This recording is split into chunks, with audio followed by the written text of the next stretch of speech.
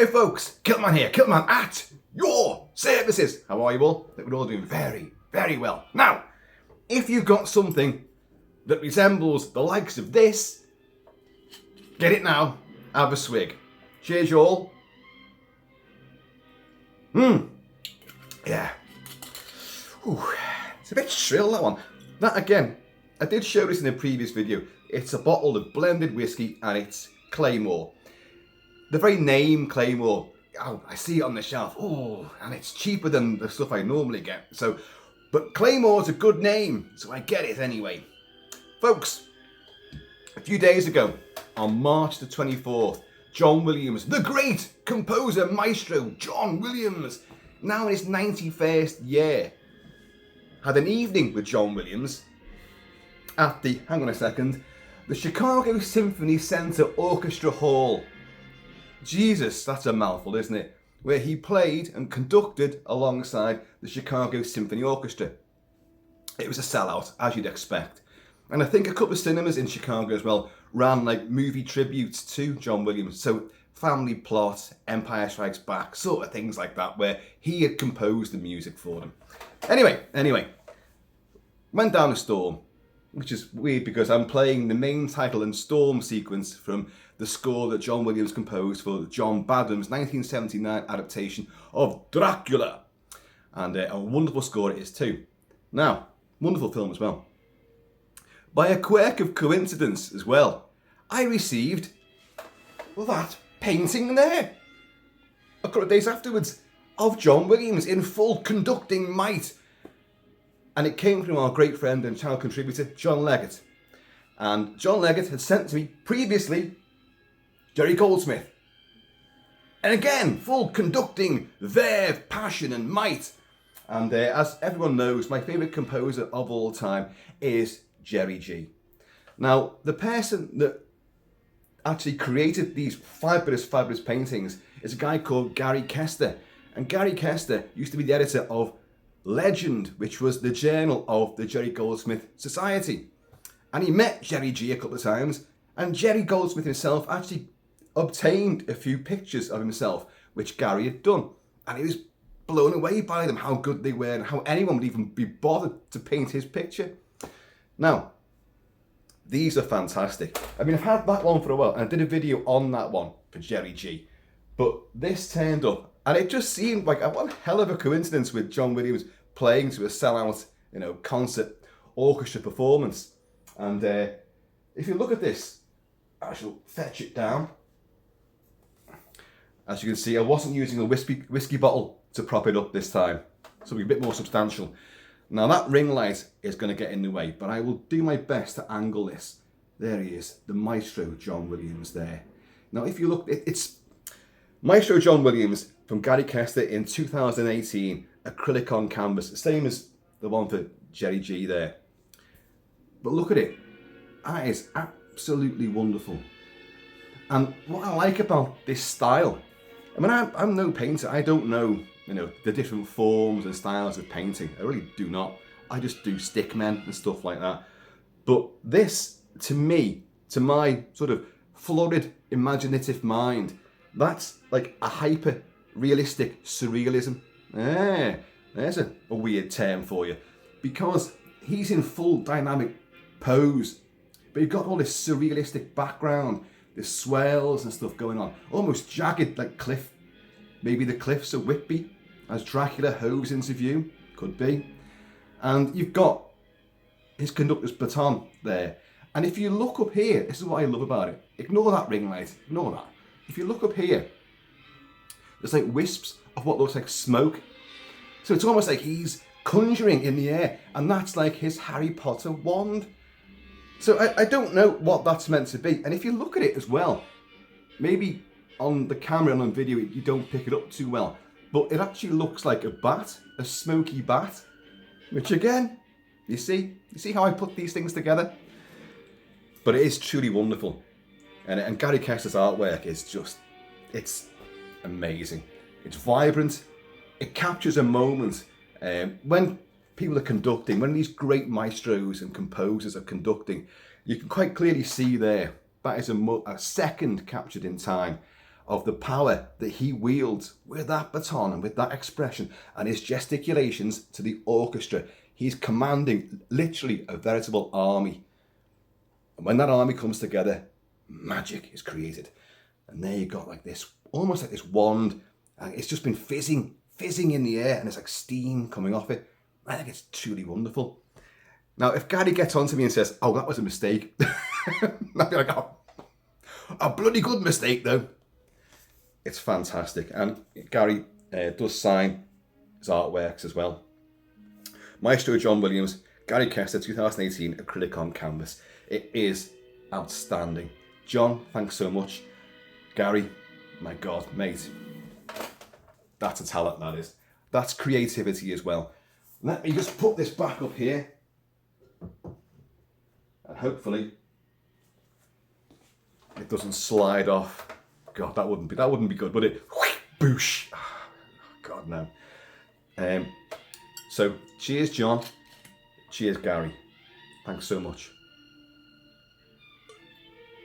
Now, I know that Gary has done similar artwork for Bernard Herrmann, the great Bernard Herrmann. Oh my Jesus.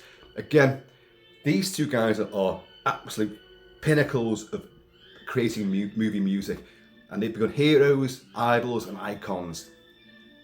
Bernard Herrmann, just as much. I always bang on about John Carpenter and his synthesized electro scores for the movies that I know and love. And but these guys write for orchestras, and they can bring in every single element of the orchestra. And you'll hear, especially with John Williams' stuff, I've said this a lot of times, that he seems to inject colour and vibrancy into every piece of music. So every little element, even just someone on the glockenspiel, someone on the xylophone, someone with a penny flute, you'll hear that. It'll come through despite all the massed strings and the percussion and the brass. You'll hear all these little elements. And some of the best cases to exploit that would be the Star Wars scores and the Indiana Jones scores, where every little piece comes together and you get, I call it lush and I call it colourful, because that's exactly what it conjures up in your mind and in your ears. It's just this huge musical jungle of life and vitality. And without it, life just wouldn't be the same. Movies are great in their own right. The moving art form, visual storytelling, but it's movie music combined with those visuals that have catapulted me through a life of obsession with these sort of movies. And my God, and these guys, he's still going. The Fablemans and Indiana Jones and A Dial of Destiny, meant to be his swan songs of film composing. But they keep, little rumours keep circulating that, oh, he's coming back to do something else. He's still going to do another movie score. While he's still alive, he's not going to stop, because he actually said, I did a video on this to celebrate his 91st year, and the fact that he was retiring, he'd officially said he's retiring from film scoring. But he said, I will continue to do concerts, as he's just done in Chicago, and maybe album suites of music, but to compose for a film at his age now, it takes such a huge amount of his time, a big chunk of his life. And, you know, even with the best of intentions and the best will in the world, at 91, you pretty much don't have a great deal of that kind of life left, do you? So he doesn't want to spend all his time, the last few years of his life, wrapped up, you know, in studio sessions and recording and writing. So you can't blame the guy for wanting to step back a bit. But as I say, these rumours do keep circulating, and people like him, people who've devoted their life and their love to something that means so much to them and has brought so much joy to the world and so much success as well. It's hard to let go, isn't it? It's got to be hard to let go. It's like me letting go of a bottle of whiskey. It just doesn't tend to happen, does it? And if I do put it down, it never strays too far away, you know? But, so been playing John Badham's Dracula, but the score John Williams did for it for 1979.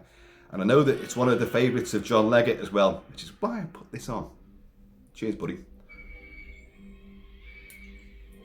But I think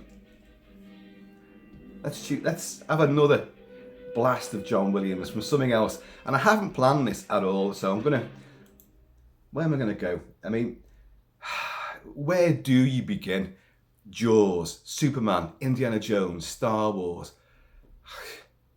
Already, you know, that's covered pretty much every genre going, and it's just, they are nothing but magnificent. So what are we gonna pick? Just something a bit different. Have I got any Harry Potter on this? Because I want that magical flavour to go along with that mystical baton he's wielding there. How come I can never find anything on this? Okay, yeah.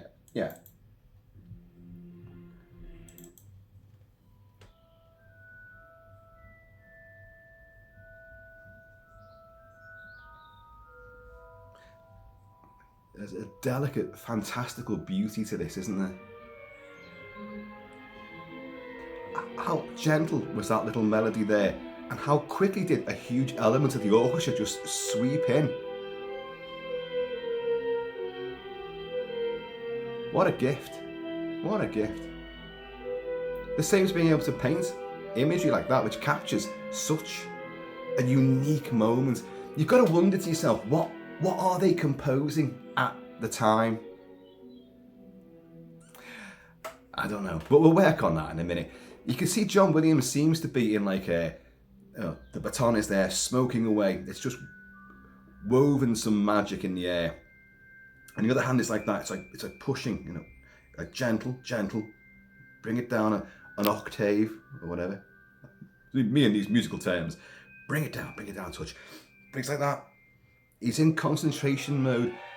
Of all the composers that I've seen interviewed and read interviews of and seen footage of them, he always seems like like James Horner, one of the nicest, always genuinely warm, never angry.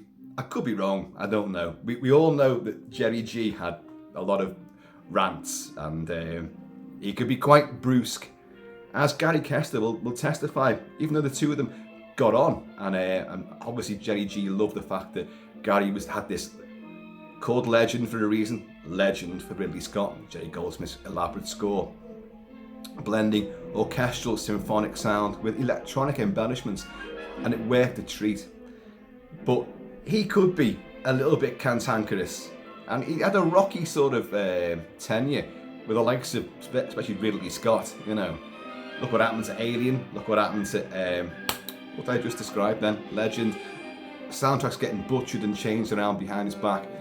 You know, if you created something and you've sweat blood and tears trying to concoct something to match the powerful visual imagery, then it gets tinkered about with.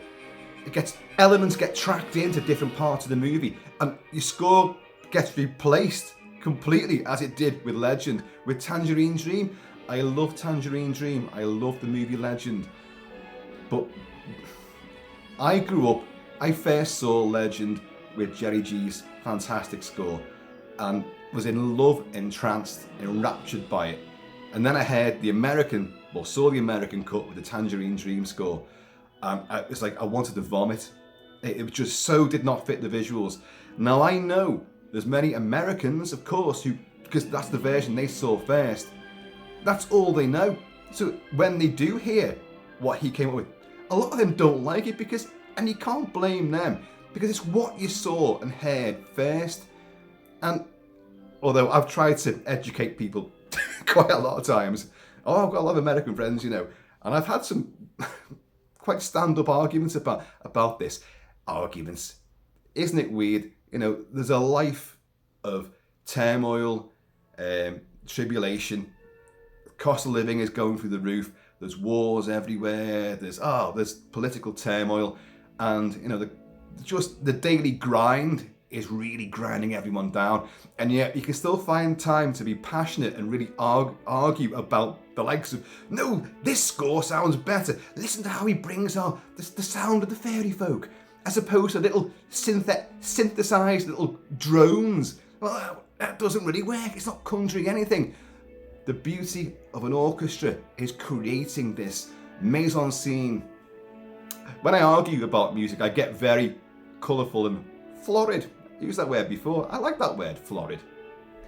When you drink whiskey a lot, you end up with quite a florid complexion as well. See what I did there? Clever. But listen to this. This is Fawkes the Phoenix.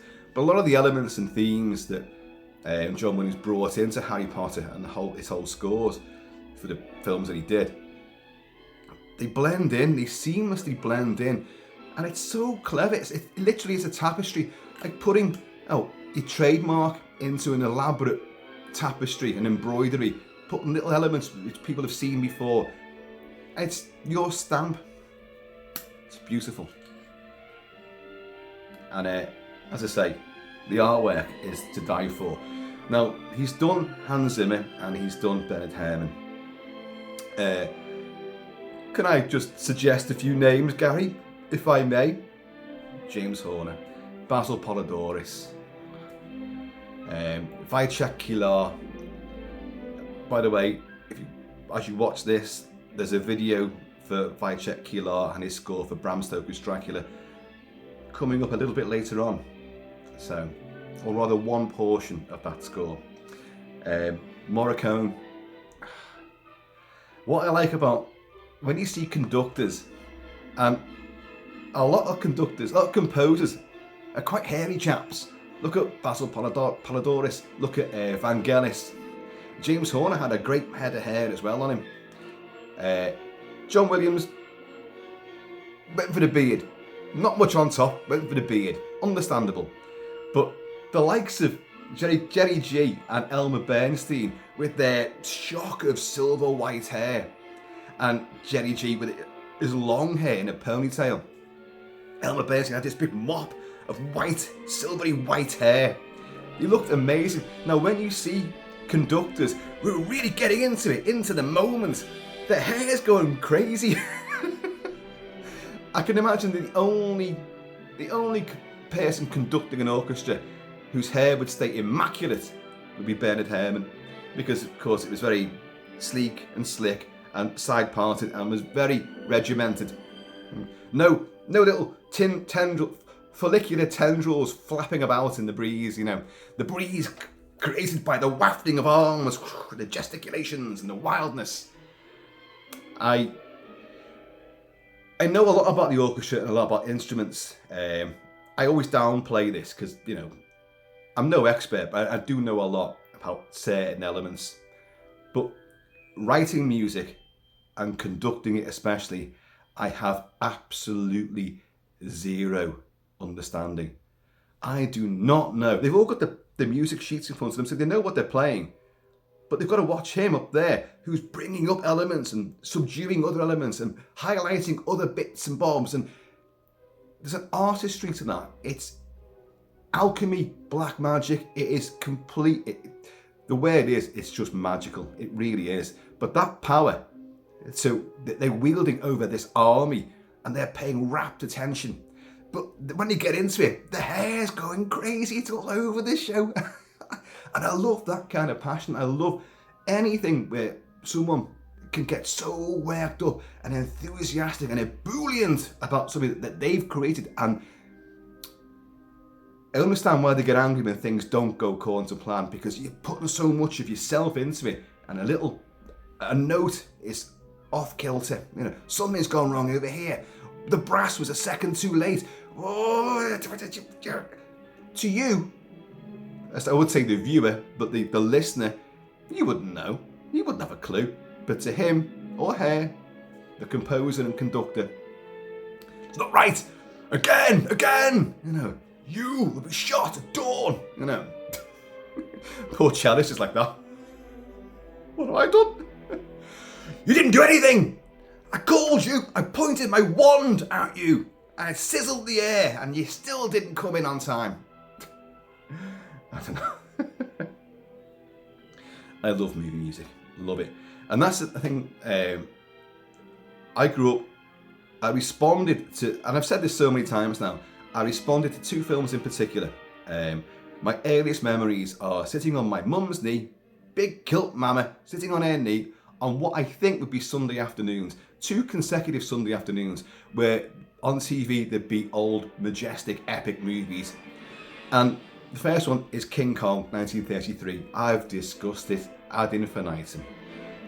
The imagery and the music blew me away, and because I'd only be literally, what, about 2 years old, something like that, maybe 2.5, that sort of time scale, age. And then the week after, they died with their boots on. Both films were scored by Max Steiner, the father of movie scoring, and I have discussed these a lot. But it was the imagery and the music. To my little brain, it just opened up an entire, not just a world, but a universe of colour, excitement. Ha! That's ironic, both films were black and white, but you know what I mean. My imagination soared, and the motifs and the music and the imagery, from those days onwards, swept me away. I'd be lying there in bed, and I'd just be replaying the imagery of these movies, but the themes stayed in my head. Now, especially, this is a bit weird because it bled into another passion of mine, but They Died with the Boots On, which was Robert Mamoulian's take on Custer's Last Stand, with the great Errol Flynn as Custer. It fermented in me this passion for historical battles and war, and especially the American Indian Wars and the Battle of Little Bighorn. And I've got artifacts, I've got uniforms, I've got stuff from many different campaigns, but I treasured the stuff from the Little Bighorn. And that was quite emphatic there, wasn't it? So it gave me a love of history, of the military, and particularly of last stands and of glorious, valiant, sort of last-ditch endeavours when the chips are down, you've got no chance, but what do you do? How do you react? I've always had this thing in my mind of like, when you know there's no way out, there's no rescue party going to get to you in time, you're not going to be medevaced out, you will not survive this. You just throw down your weapons and go, oh, well, just do it now. Because in certain campaigns, you didn't want to be captured, for one thing. So, there's an option of kaboom, but also, do you fight on? Now, at Isandlwana, the slopes of Isandlwana, the day before the Battle of Rorke's Drift, where the British Redcoats held off the Zulus, but the day before, a much bigger army of British Redcoats was massacred, annihilated. Elmer Bernstein did the score for the film version, Zulu Dawn, which to this day still remains one of the greatest depictions ever of a real-life battle, ever. Huge, grand, sweeping, an army of extras there, and shots taken from the location where they picked is a dead ringer for Isandlwana itself. So much so that every time I watch the film, I think they've actually filmed it at Isandlwana, but you can't film there. It's a battlefield cemetery now, you can't do it. But it looks just like it. And cameras high up on the slopes, looking down on the big tented encampment, which was full scale. There's like 1,200 troops in that. And all the perimeter, the picket fences are all there, picket lines, and the 2 ranks of British firing, oh my God, against thousands and thousands of Zulu extras who were sweeping across the plains, but also coming around the other sides behind the British backs. But the British there, massively renowned, and this is well known, when they ran out of ammunition, which they did, they would use their bayonets, but the Zulus would pick up the bodies of their own dead and chuck the bodies onto the bayonets, snapping the bayonet off. So the British soldiers would turn the rifles round and use them as clubs. They'd stand back to back, and when the rifles were taken from their hands, they drew their penknives and fought. King Cetshwayo, in charge of the Zulu Impi, repelling the British invasion of his land, paid massive respect, he said, those soldiers in red. He said they thrust an assegai into the belly of the Zulu nation. An assegai is the Zulu spear. And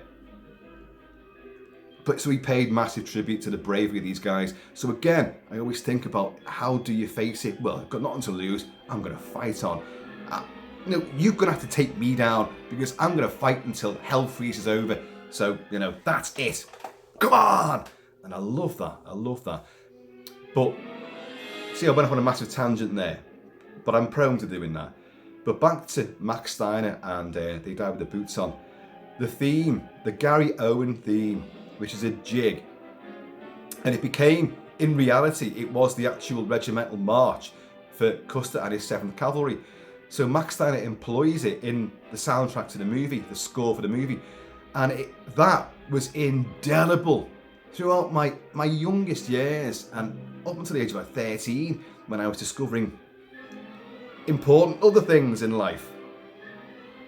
Making sweet music. Yes, at that age as well. Naughty Kilt-Man. And but that theme would be synonymous with any excitement, any bit of uplifting, patriotic verve I ever had. That theme would be rocketing round inside my skull, and it's down to the likes of Max Steiner, a film composer.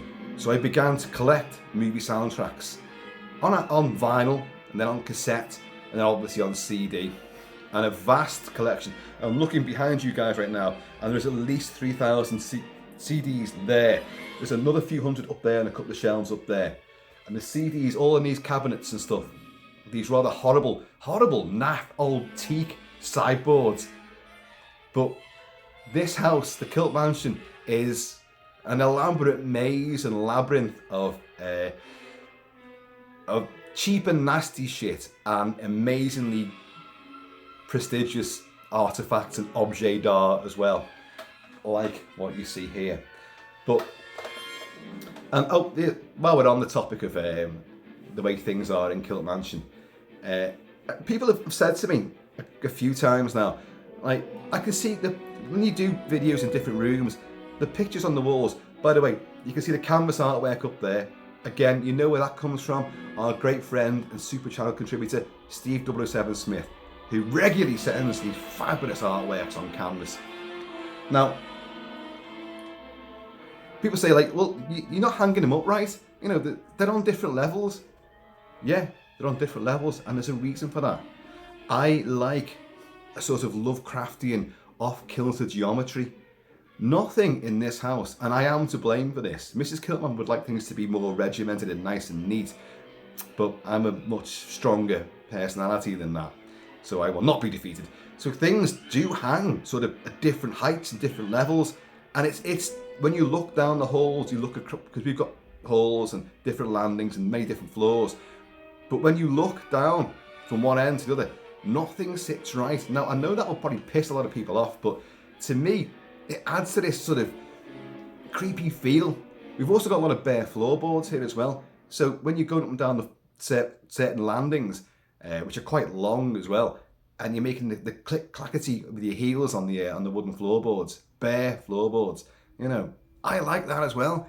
It adds another also gothic sort of sensibility to this house's its own vocal attitude. So I love it all. We do live in a haunted house, as you guys know, so it only adds to it, this flavour. If the spooks aren't doing anything for a while, which they don't, they tend to do nothing for, well, sometimes it's been years and then nothing's happened. You can add your own sepulchral ambience, you know, to the evening by traipsing up and down the wooden floorboards and just, oh, hang on, that canvas looks too neat. So you just knock it with your elbow, it slides a little that way. So it gives the impression of being, I always say this, being on board a storm-tossed schooner. Again, like the beginning of Dracula with the Demeter sailing into Whitby Bay with its undead cargo during a hellish storm. But so a storm-tossed schooner is like when you're walking down these floorboards and that, like, and everything's slightly off kilter, and coming back from the pub slightly the worse for wear. You know, everything's sort of like, I love it. I love it. I know people go like, Kilt-Man, you fucking nutter. But yeah, I'm a happy nutter though. That's the main thing. Back on the Claymore.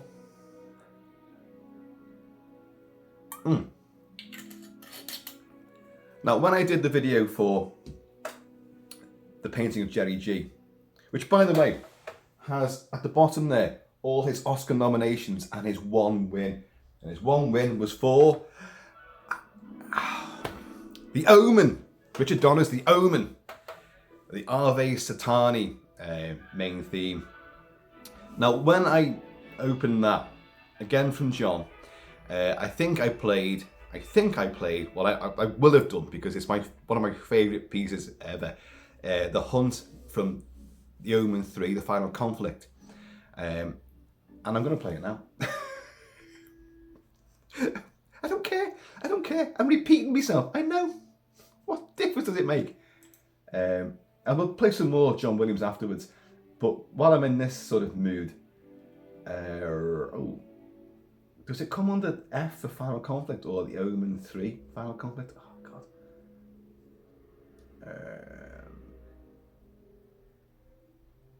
Okay, it's not under F, that's for certain. Got it. Right.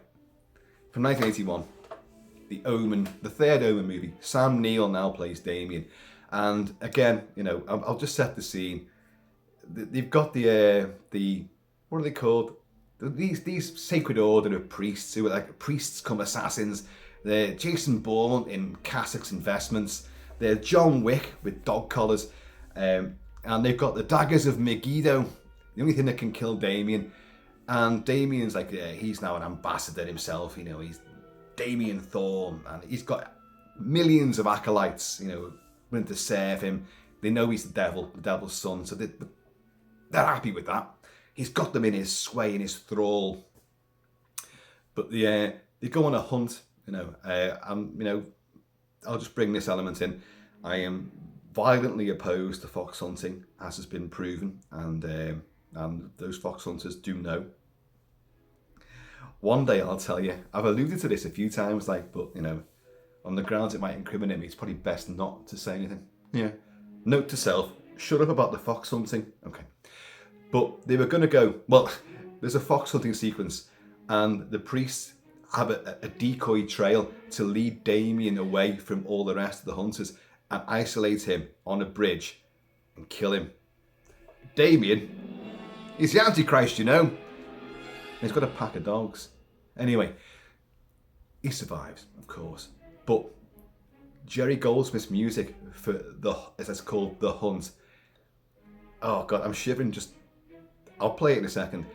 It was regarded as being some of the best equestrian music ever composed. And it really does embellish and illustrate the speed, the beautiful sort of meadowlands, and the movement of a horse riding across meadowlands and fields and hills. It really does encapsulate that with a growing sense of suspense, dread, excitement. The thrill of the hunt, combined with Damien, the Antichrist, and these guys who are trying to lead him astray. So you're building up tension there as well. And the satanic element will come in as well. But let's get on to this. Sort of the misty dawn. Distant bass drums. Okay.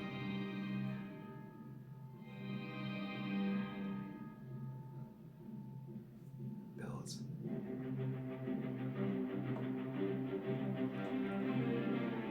That bounce, that movement.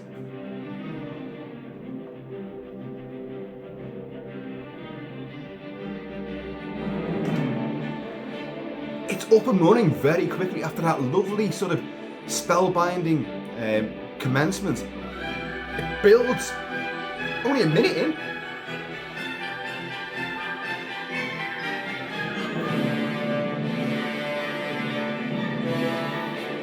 That's the main theme. That's Damien's theme. And it's now in earnest as well. It's powerful. But it's got this fatalistic slant, because you know he's going to lose in this movie because the Nazarene comes back. See, this is why the Vatican has its own secret observatories, one in Arizona, one in Italy, and they're looking out for the constellations to align for the second coming.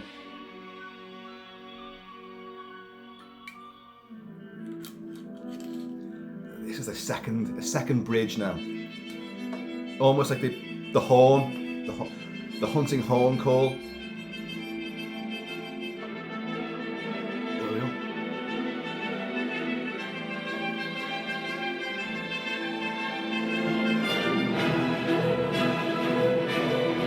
God, you can feel that, can't you?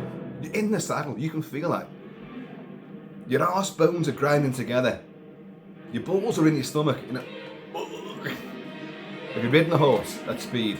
I have. Didn't like it. Mainly because the horse didn't like me. Almost broke my leg riding a horse. In Jamaica, of all places. Jamaica? Not renowned for its horse equestrian events, is it?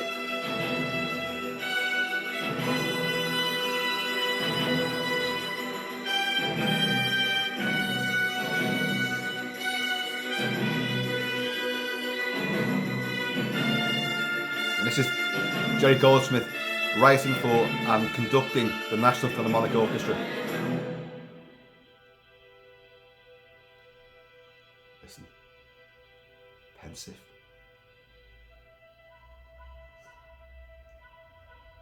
Then we build again. We're off!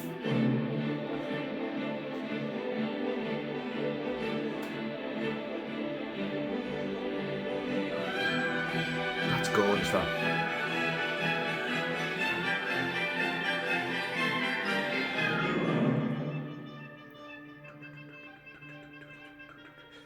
It should be fluttering down. Different elements picking it up, like the baton change, really. And then this. You think they've got him on a bridge. And the big pack of dogs, when the priest realises, you get the bell clang.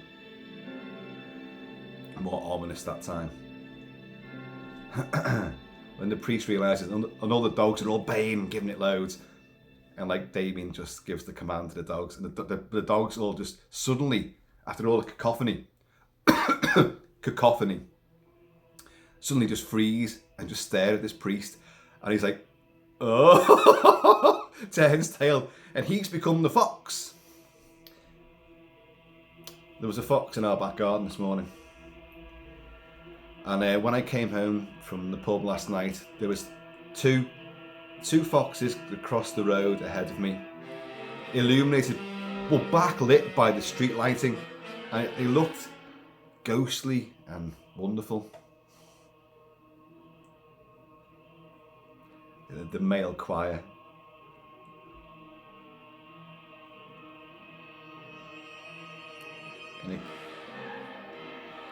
But you've got female voices coming in there as well, punctuating it.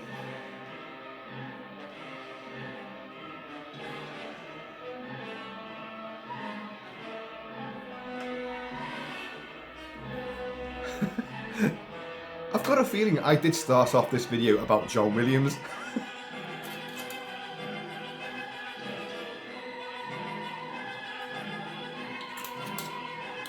Look, get back on the John.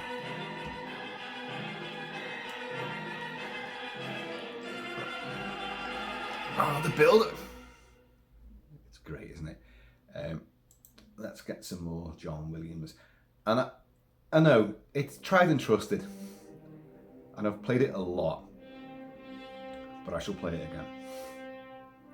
H-I-J. Well, there's Indiana Jones, but we're going into the J's. Jaws. So a sequel.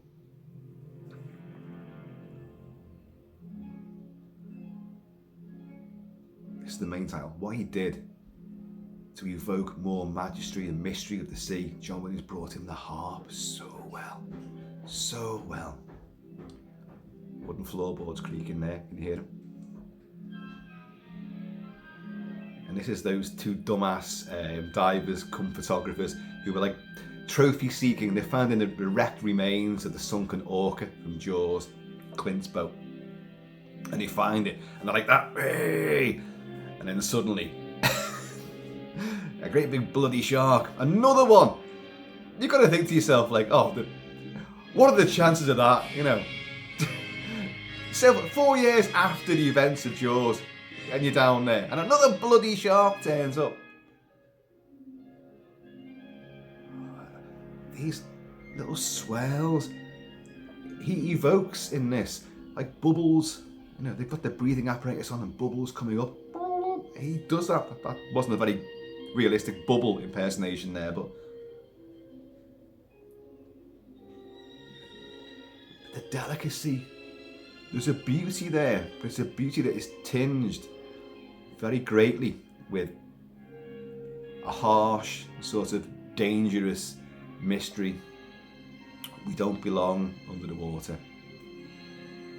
We do not. John Williams totally tells us that. He warns us quite emphatically that we shouldn't be there.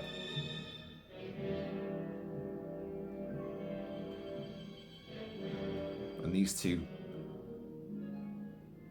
it's so gorgeous, that. That's the moment. That's the moment. He's conducting the harpist, the harp player. Gently, gently. That's it, that's the moment. That's the moment. And the old theme, the old orca theme.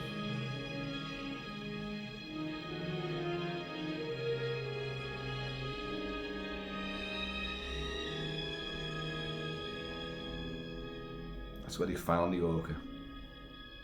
And they're posing. Shouldn't pose, folks. If you start posing, a bad element likes to get involved. I know.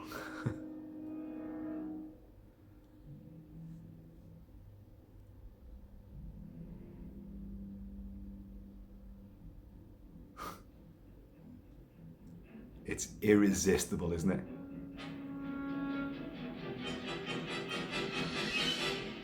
The shriek as well. And the violence that John Williams creates musically. The film doesn't show a great deal. It's just a couple of people going bubbles and they spin round. And you see like a bit of a cloud of blood. And then the camera, the underwater camera, falls away, taking pictures. Dunk, dunk. Which of course, Brody will then get fished out in the water and he'll get the film developed. You know, that's a shark, you know. I know what a shark looks like because I've seen one up close. And you better do something about this one, because I'm not going through the hell again. Only he will go through the hell again. Now, there's a hell of a lot with Jaws 2, which is just incredible. But I'm going to stick with that beauty, mystery of underwater being musically evoked, and then with blood-curdling violence. So we're going to go for Ballet of Divers. And no, I know, folks, I play these a lot. The school of scuba divers go down. A harp again. It's beautiful, but then you get that boom. You get that really deep, dark note.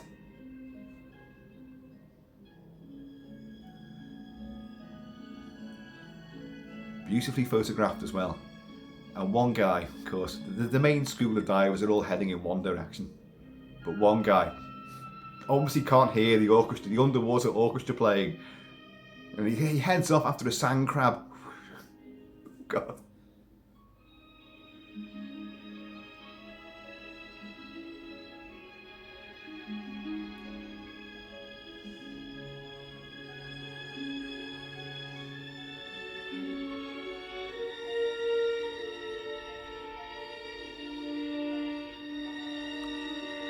It's moving as well.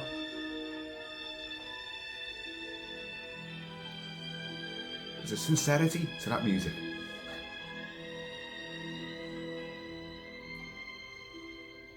Fate.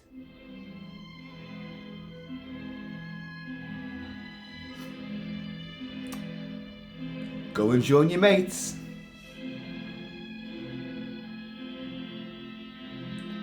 And he will venture, God, into the most satanic looking underwater forest of vines and vegetation springing up from the seabed. And it's all, the water's murky as well. Don't go into that area. Because what's behind all those vines? A big bird chomper. Because our shark's been burned after the speedboat debacle. And now the harp again.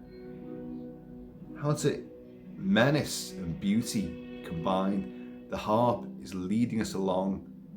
It's almost like a siren, a sea siren, luring you in. Don't go there. And he sees it like, because it misses him, it actually misses him. And he bites through his own breathing apparatus and starts clawing to the surface. But he sees the burnt side of the face of the shark.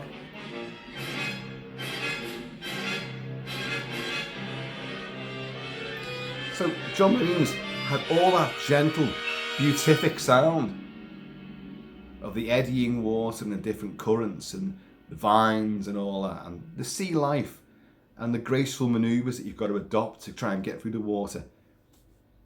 And then he brings in the rush of violence and the squall of, imminent danger and death. Again, conducting that, and as I say, I reckon that's the harp stuff. He's got it. He's just about right.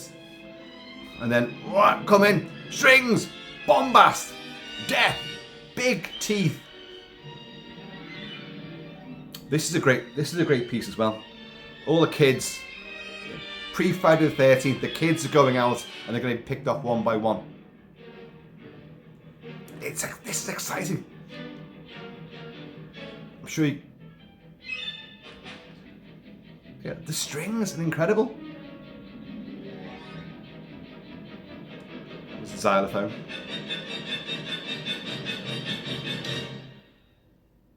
That's energy, pure, massive, raucous energy, but very maritime at the same time. Beautiful. Okay. Have another quick swig of this, and then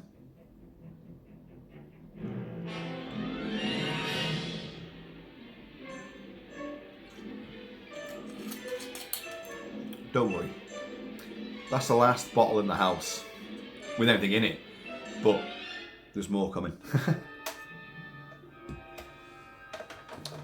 Okay, let's go to... Right.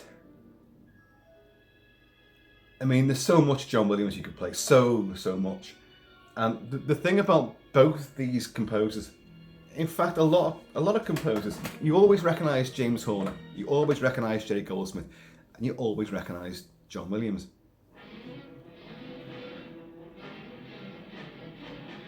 They all embrace the entire orchestra, and they're very symphonic, they're very huge scale, sometimes small scale, but mostly huge scale. Their most well-known things are, bombastic and beautiful and rhapsodic, but you can recognise the different sounds, the different way that they employ that music to create the overall effect, and they're very identifiable. Now, where the bloody hell is it? Oh yeah. This is poor Eddie getting chomped. Again, the harp being used in violent sequences. I can't think right now of any other composer that's done that.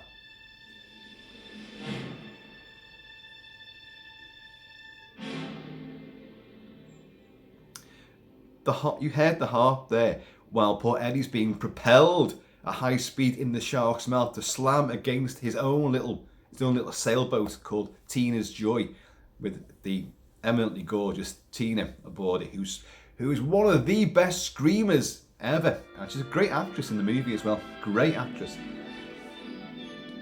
So the harp's in almost everything. the harp's really employed. So, anyway, we've done that now.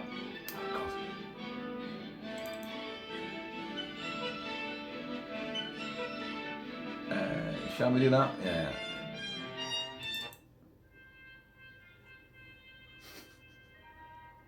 A lot of you knew this was coming.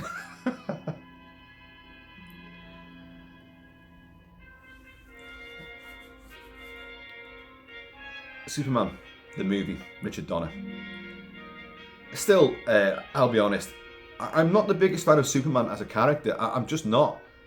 I love him, but not as much as the likes of Wolverine or, you know, Thor or Spider-Man. But Superman, the movie, is the... Missed out the best. Batman. Christ almighty. But Superman, the movie, is the most perfect superhero movie, an origin story ever put on celluloid, ever. With one of the greatest scores and certainly the greatest main theme.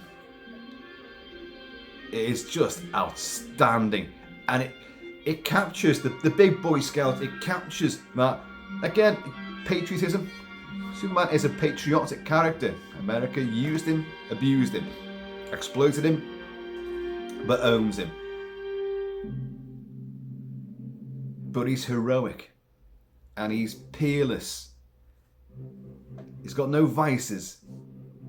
There's no dirt, no skeletons in his closet. And this is so joyous and uplifting.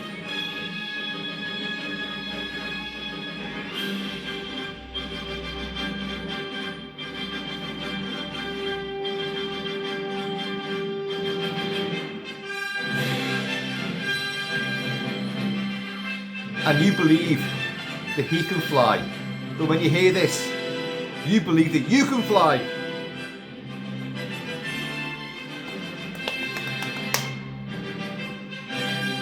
It's that build up. And there's a pause, a tiny pause, a hesitancy, which makes you go. And then you've got this secondary element, which is still really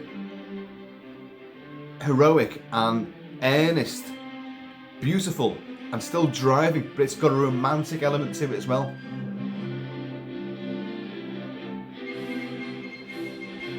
Can you imagine being in the orchestra playing this? You'd be like, Kilt-Man, sit down! Kilt-Man, put the bagpipes down! We don't need bagpipes!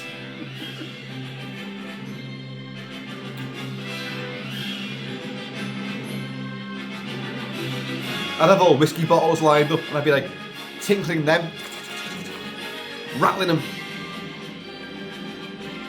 The way it comes together again.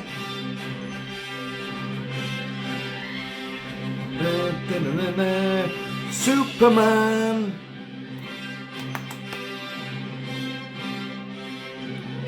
A trick that John Williams may have taken from the great James Bernard. James Bernard, who was a composer, regular composer for Hammer Films, and his Dracula and Frankenstein main themes. He was musically enunciating the syllables of the titles, you know, the movies, and you got there, Superman.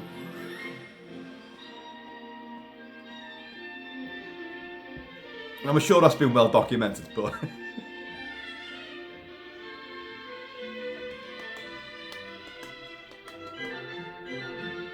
See, these little detours take you off and it's pleasant and it's still exciting, and then you get right back into it.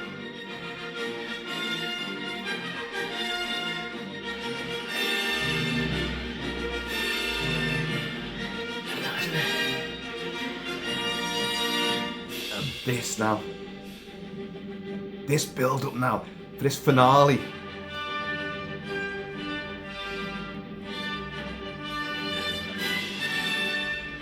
Kilt-Man!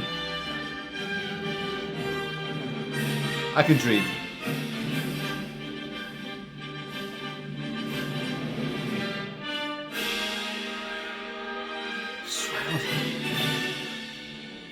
little reminders, you know, come in, come in, come in, come in. Now all of us,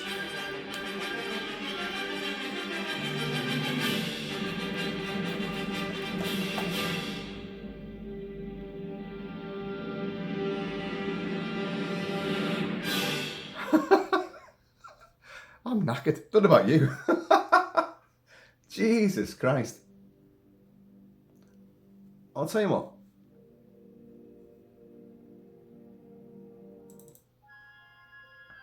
There is the epic, The Fortress of Solitude, which is spectral, beautiful.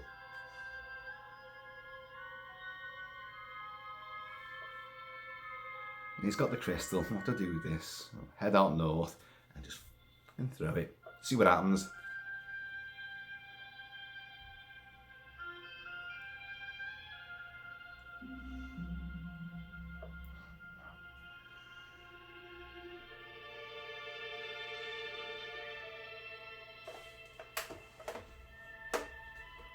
Listen to this.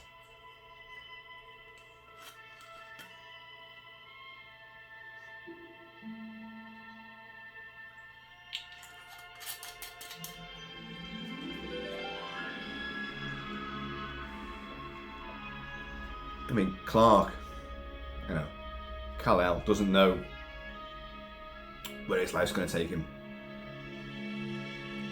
John Williams' music evokes that. When you at a crossroads,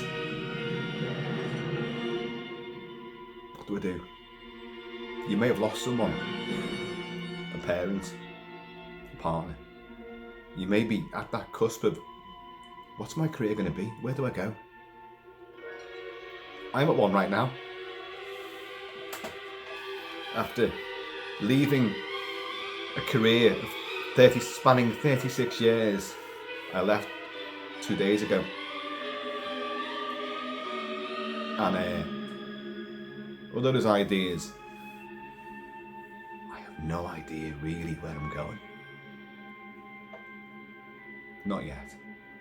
And that reminds me of like childhood, where you've got exams and like then you're gonna sit and have, you know, a sort of careers interview. Where do you want to go? You're gonna stay on sixth form? I was not allowed to stay on sixth form. Naughty chap, me. Naughty chap. And but from the age of 16, when I left school, I was never unemployed until tomorrow morning, when I'm going to be unemployed.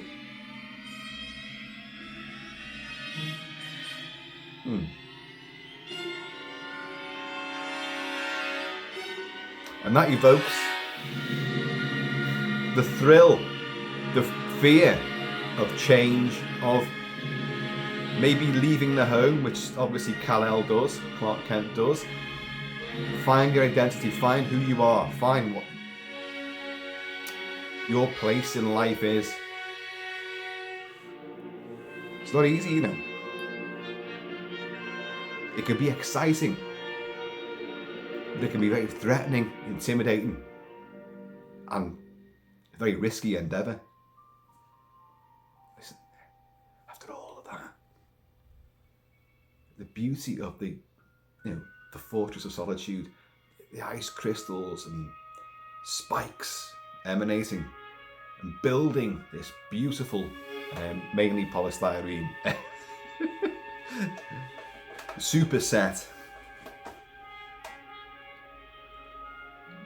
and these little statements of the main theme.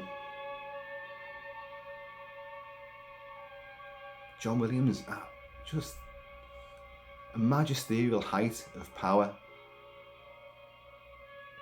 Could be in the same piece. This is a 9 minute 24 track, I think it is.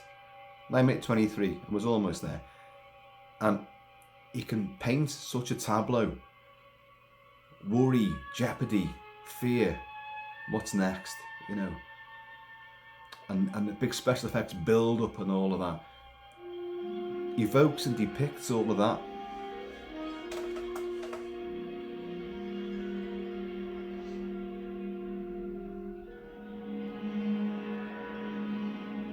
There's a lot of elements of Close Encounters here as well. The beauty and majesty of alien entities, and the fact that they're benevolent as well. That helps in Close Encounters. Although I would say the evidence seems to point the other way. Certainly in most movies anyway. But apart from War of the Worlds, I think Spielberg always loved, his aliens were cute, and even that little turd looking thing, from E.T., they were always nice and friendly until War of the Worlds. And of course John Williams would work with Steven Spielberg a lot, and George Lucas.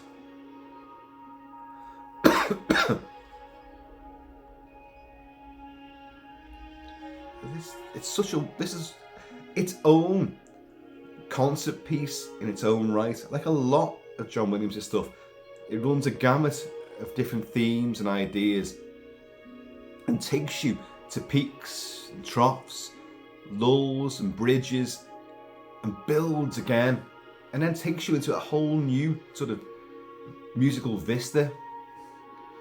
That's epic. That's epic quality to do that.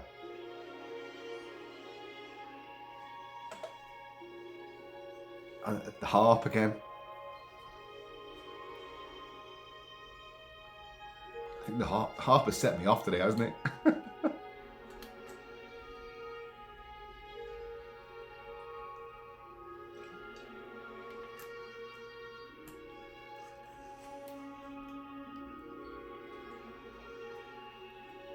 It's so beautiful, you don't want it to end.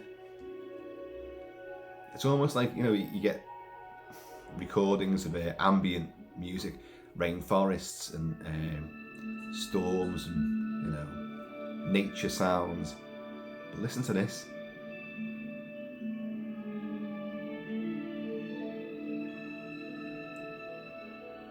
There's an innocence and a fragility to it, but it's also delicately beautiful, and it transports you,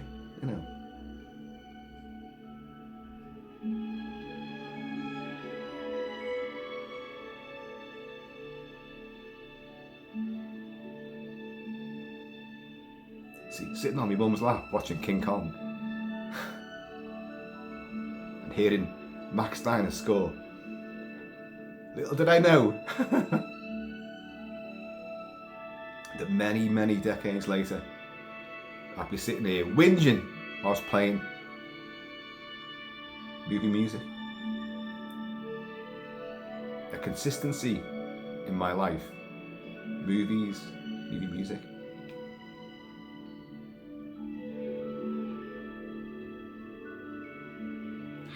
Isn't it gorgeous?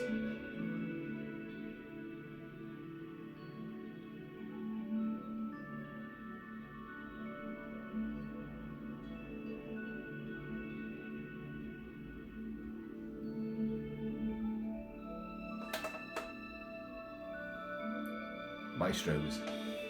You've heard some of their most exciting, most moving, most treasured pieces of music. John Leggett, cheers mate, played a blinder there. Gary Kester. I want Basil Polidoris with his hair all over the show. Vangelis with a big beard everywhere, And the innocence of, and some would say naivety of, James Horner.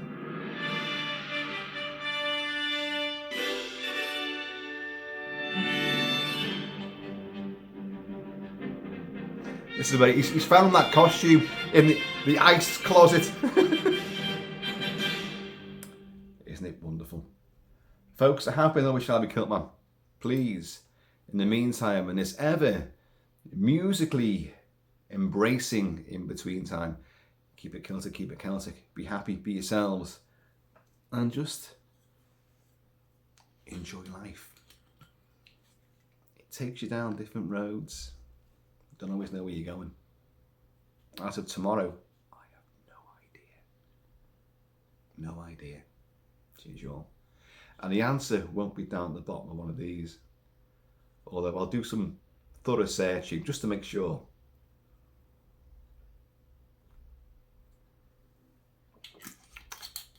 Guys, please keep it Celtic, keep it Celtic. And I am going to see you all.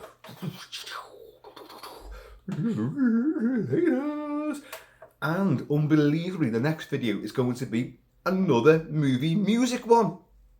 Who'd have thought?